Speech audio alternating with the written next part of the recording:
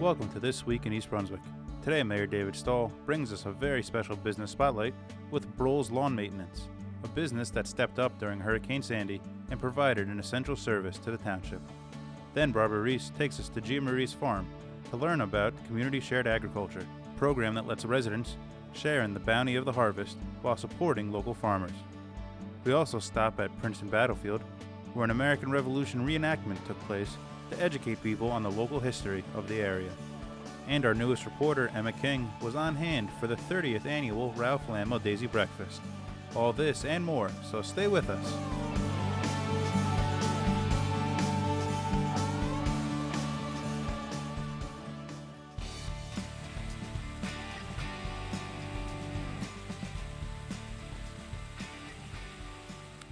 Hi, it's Mayor David Stahl with another edition of Business Spotlight.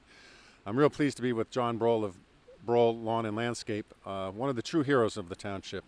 This isn't just your ordinary Business Spotlight where we talk about a local East Brunswick business. I'm here with Mr. Broehls, who really helped our community during the superstorm. And I'd like to talk to you first, John. I want to thank you so much for all your efforts of you and your crew during the superstorm. Why don't you tell the residents about the efforts that you did? Well, Mayor Stoll, the way we looked at Hurricane Sandy, really was a natural disaster, and we took it personally. We've been working in the town for 27 years. I grew up in East Brunswick. We're proud of the town and just think it's a beautiful community. So to see it really devastated, we took it personally. And so what we tried to do was bypass or forego all the phone calls from tree work or down trees. And what we did is we sent some of our guys to you, and we supplied the township with some manpower and some trucks and chainsaws to help open roadways.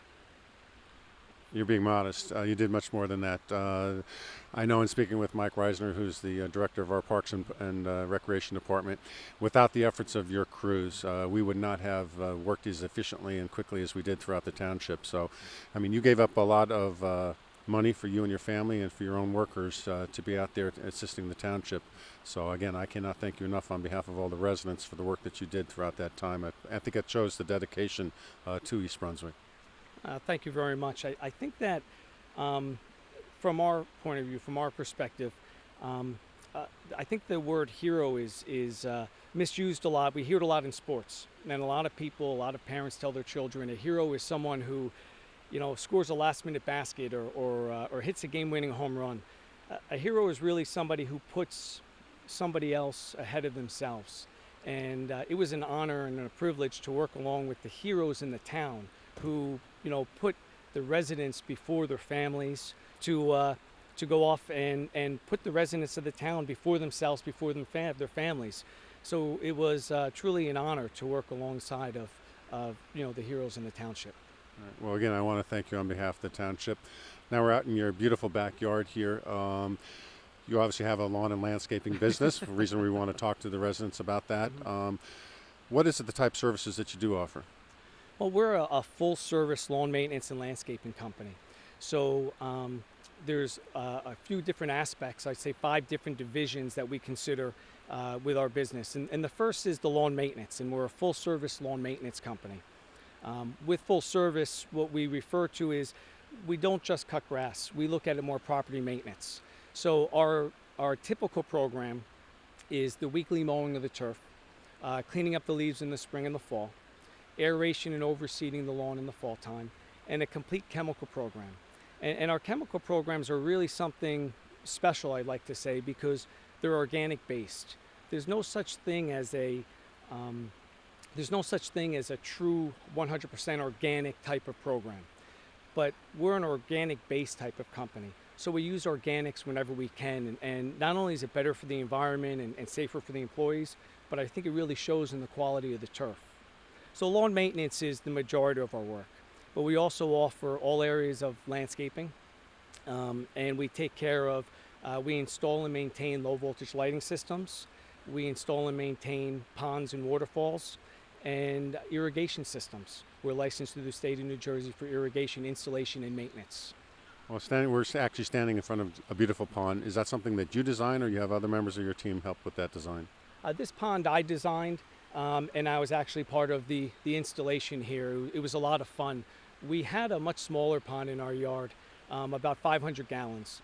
And at one point during some construction work, we took it out. And the great story about this pond is my girls really wanted, I have 4 daughters, and they really wanted another pond back. And so we said, we're going to put a big pond in the backyard, but you're going to be involved. And so they were actually out with the guys, moving some of the smaller rocks around, helping dig, putting the liner in. Some of my daughters were even in the pond, putting some of the plants in. So it was, it not only did it work out beautifully, but it holds a special place in my heart because it really was a family, effort that went in to put the pond in. And does that require some maintenance after the installation in terms of the pond? It does. Years ago, the first pond that I ever put in, I had to design my own filter system. So I had it going from styrofoam to lava rocks, and it had to be cleaned every week, and it was really kind of a maintenance nightmare. Today's types of ponds are a little bit more maintenance free. So there's a startup where you clean it out and get everything rolling. Then you go through and maybe twice during the year you have to clean. With the kits that they have today, just like everything in life, they're so advanced that there's very little maintenance to them. John, a lot of times when people want to have their backyards or the front beautiful, and that obviously involves the planting of trees. So what kind of services can you offer in regard to that? Well, in our landscaping division, what happens is we go about things, we schedule appointments to come out and meet with the prospective client. We find out really what they're interested in. We show them some pictures, give them some ideas, and we really try to let them direct the conversation because landscaping is not cookie cutter. Everything has to be individualized. Landscaping is very subjective. So, my favorite plant might be your least favorite plant. So we show some pictures, and then we take that time, we take it back to the office, give it some thought, and then we come up with some type of aerial view, some type of sketch that we can bring back and present to the people, with the actual landscape plan.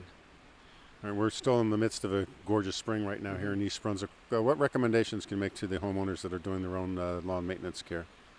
It's not worth it. They should call us. For people who are doing their own lawn maintenance, I think from working a lot with Rutgers University and attending some of the continuing education courses there and some of the cooperative extension courses in our county, one of the really important things, I think, whenever possible, you want to try to mulch the clippings back in. That's not always possible, but when you're talking about the actual mowing of the turf, sometimes you might have to mow it on 4 or 5 days if you're mulching the clippings back in. But it's just such a wonderful resource to return those clippings back into the grass. If it's done properly, it does not build up thatch. It's more beneficial. John, how many years have you been in the landscaping business? We're very blessed. I'm proud to say that we're working on our 27th season. Founded in 1987. We celebrated our 25th anniversary not too long ago, and we're right in the midst of our 27th year. That's interesting. Then how did you get started in the business?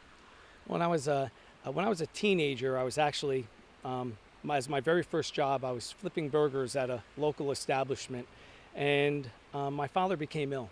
He had a heart attack. He was in intensive care, and I was only allowed to see him twice a day. And it's a funny story because I was going to work and saying, I'm going to be late because I'm going to see my father at the hospital after school, and then I'll be in. And they found it unacceptable. Now, my father used to be a really excitable guy, and he was laying in the hospital bed and had all these wires and tubes on him, and he just said to me, as calm as can be, he said, the neighbors have been bothering me for a few years to cut their grass. He said, why don't you leave there? You'll be happier cutting grass than you ever will be working there. And so I went to work that night, and they told me that I was going to be fired if I kept coming in late. So I told them my intentions to leave, and I started cutting the neighbor's lawn. That spring, I started with 4 lawns. I ended the season with 12. At the following season, we started with 12 lawns, and I'm proud to say we ended with 40.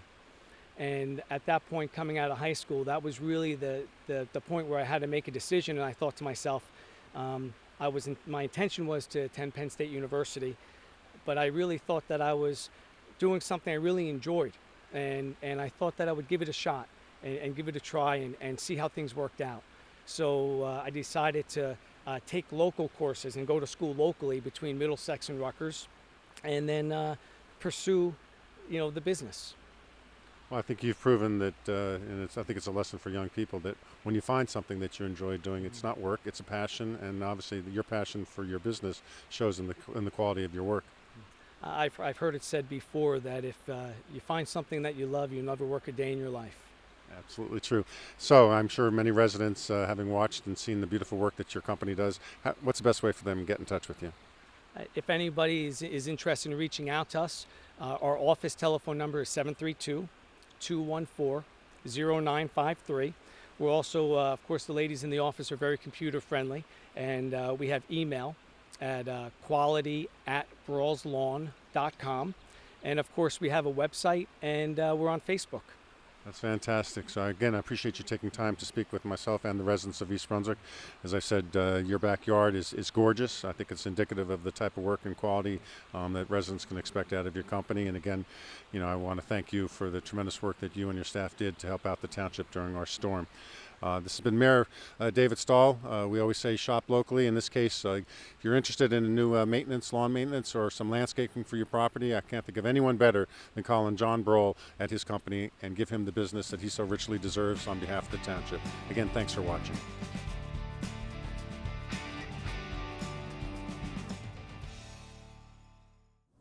This is Barbara Reese reporting for This Week in East Brunswick.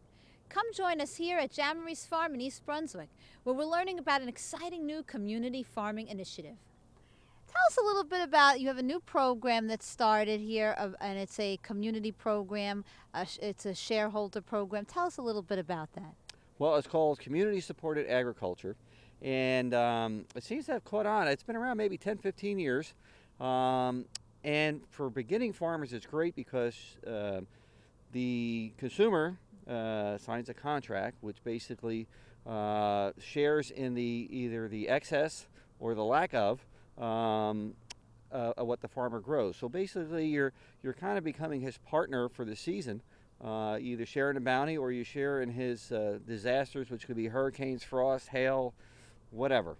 We're starting it. We've been around since 1941. I've been around since 1955, but we're fairly well established. But a lot of people just like to do it because they feel like they're going to support a local farmer. We see it as a nice benefit because what generally happens is people will give us money in the wintertime when we have no cash flow. So it gives us seed money, fertilizer money, labor money, and we feel like we'll probably wind up giving the excess, meaning we'll probably have a 10 or 20% bonus, really, because we feel like we know how to grow stuff. So in the end, you'll probably wind up with about a 20% overage in excess. So you guys will reap in my excess. Good fortune, right? Yes. So tell us a little bit how it works. Let's say I'm interested. I want to get to be part of the program. How does the share program work? You go on our website. It's just giamaresefarm.com. On there, I think there's a little section that just say CSA. There's a form. I think it's $228 for half a share and $348 for a full. Yeah, and then once a week you'll just stop by. We'll set you up either Tuesday afternoon or Thursday afternoon, and it'll be all prepackaged in a box. We'll want you to bring the box back, but it's easy because the box folds down once you empty it. And then the next week we just swap you out. You give me the empty and we'll give you a full. And as the season goes, obviously it's what we grow seasonally. So to give some people an idea who are not so savvy about what grows when, let's say the spring and then the summer seasons, what might you get in your box? Okay. We're going to start June 5th, I believe, is our first. Strawberries should just about be at their peak, along with asparagus and lettuces, spinach, lettuces. And then there's a little lull in June. I'm going to say, like the third or fourth week. We'll certainly still have stuff to put in the box. But then we get into, say, the second week of July is when the good stuff starts happening, like peaches, tomatoes, sweet corn, string beans, sugar snap peas, cantaloupe, watermelons, eggplant, peppers, So from about the second week of July right through the end, there should be plenty of a nice variety of stuff. And every week, I think it's going to be like between 4 to 6 different commodities or different variety.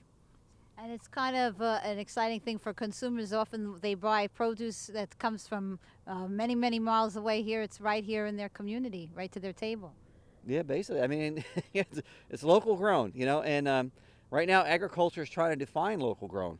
USDA defines local grown as within 400 miles.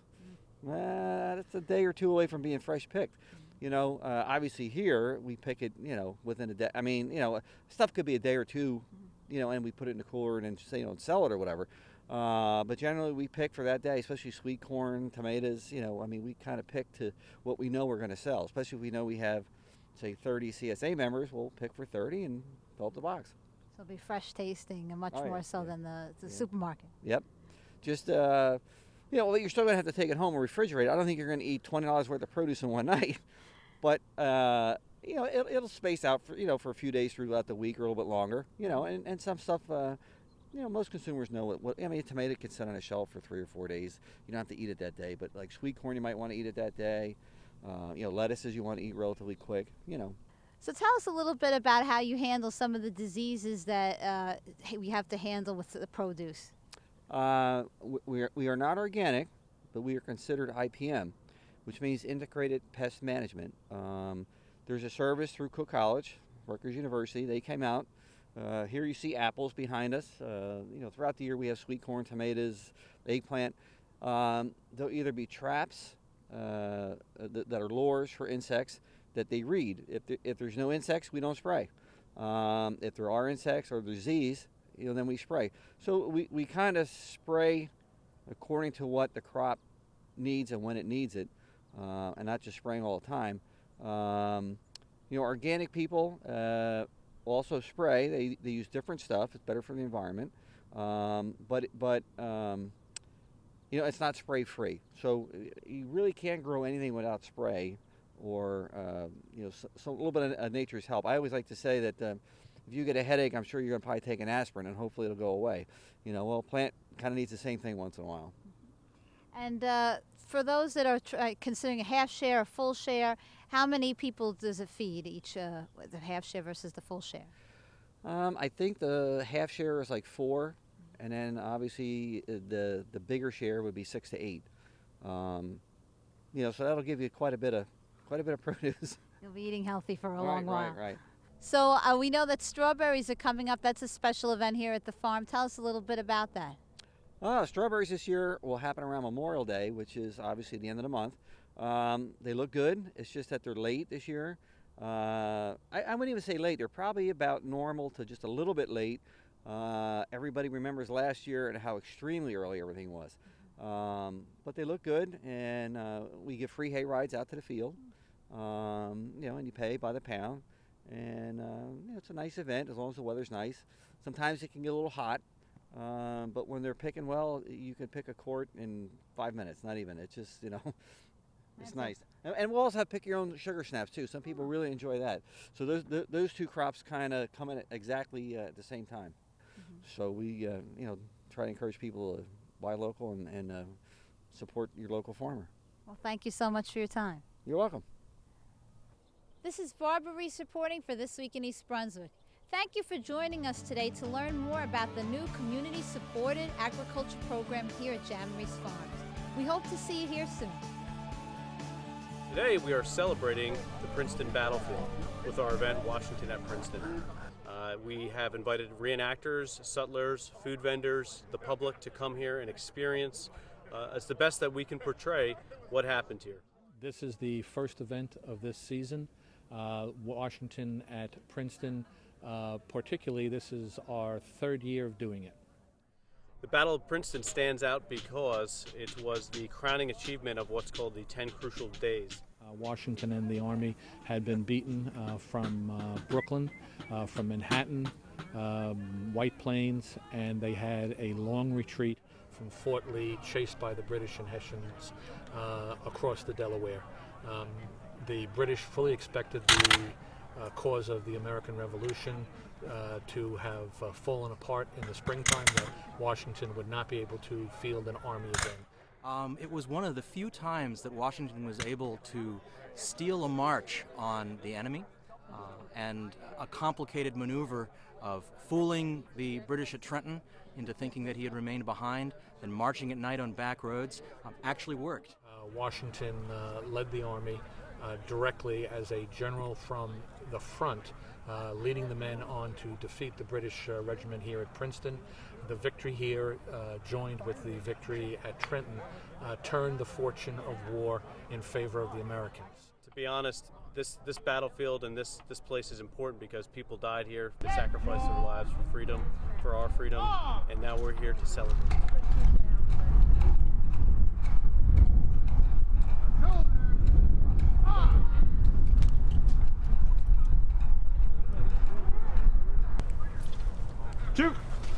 People should come out and enjoy it, to walk it, to understand how Washington and the Continentals moved around this beautiful battlefield, to keep it preserved and ready for future generations.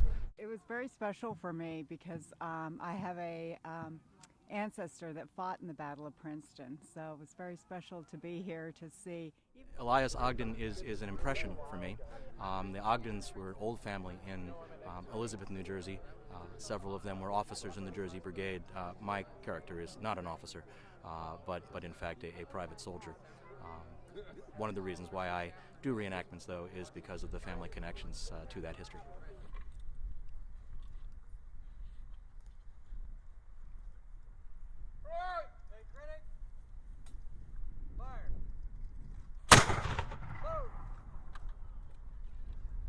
Our next event is called Forgotten History, Those Who Fought. It's a great review by 3 guest speakers of Nathaniel Greene, the strategist of the American Revolution, the aide-de-camps of George Washington, and then the average British soldier. We have 3 great guest speakers, and they're going to be talking for about 3 hours, and we'll have a cocktail hour afterwards with a private museum display. This will be held on May 18th at the David Library, and there's information and ways to purchase tickets at our website. If people want to reach out to us to contact us, they can go to theprincetonbattlefieldSociety.com, and we have plenty of links there. They can find us on Facebook, or they can email me, brianjkovacs@aol.com. We have plenty of opportunities to help, ways to support us, membership, donations, or coming out to volunteer for something like this. So there's a whole myriad of ways that anybody could help out.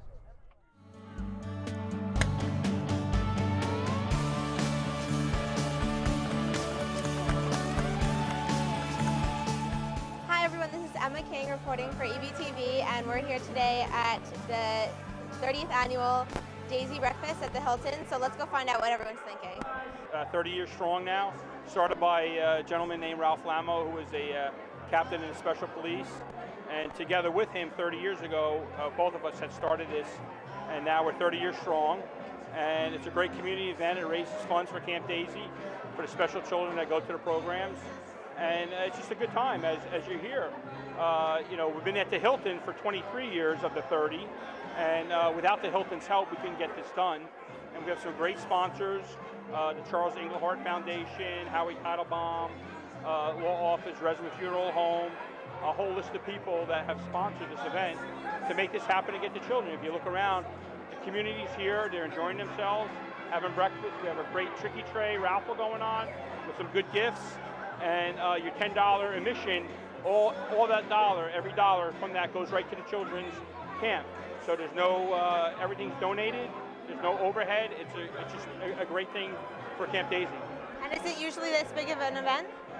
Yes, this is yeah, we usually get somewhere in the neighborhood between 600 and 800 people, and it's annual. We'll be back again next year. Look for us.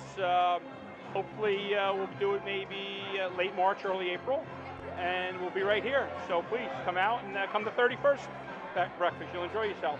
Yeah, actually, my grandfather started this breakfast 30 years ago, the year my sister was born. And he started it to benefit Camp Daisy, which is, I guess, located here in East Brunswick, so we come every year. He was a police officer here in East Brunswick, and so he got involved in the Special Olympics, and so I guess that's how he learned about Camp Daisy. And I guess he thought it was a good cause, and he kind of got involved and started this breakfast to raise money for them, so we've kind of been doing it ever since. And have you been having a good time today? Yeah, I love it. I come every year. We have a lot of great memories. I've been coming here since I was born. My older sister is the year that they started, so I've been here every single year. And has the turnout usually been this good? Because it seems like there's a lot of people here today.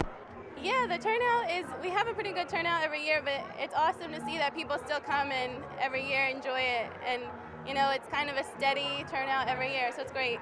And have you thought the food was good today? Yeah, I mean, I used to help serve the food, and now I just get to enjoy it, so I love it. It's better when you can enjoy it, right? Well, thank you. That's everything that we have. Have you guys been having a good time here today? Well, we've been here since early morning, so it's a little bit tiring, but it is nice. I like doing this. I'll definitely come back next year. Do you think that this has raised a lot of money for Daisy Recreation? I mean, we really hope so. The Daisy Foundation is obviously doing such a great job, and we would like to help in any way we can. So obviously everyone here is having a great time today. It was a big hit so far, and so everyone make sure to come out next year to support the Daisy Breakfast. Hi, I'm Sharon Riley Morosi, Assistant Director for the East Brunswick Department on Aging. And this is the Voice of Experience. East Brunswick residents 60 years of age and older are invited to join us for our 6th Annual Heritage Day on Thursday, May 23, 2013, between the hours of 12 noon and 2 p.m. at the East Brunswick Senior Center. Heritage Day is an opportunity to share your history, customs, and traditions.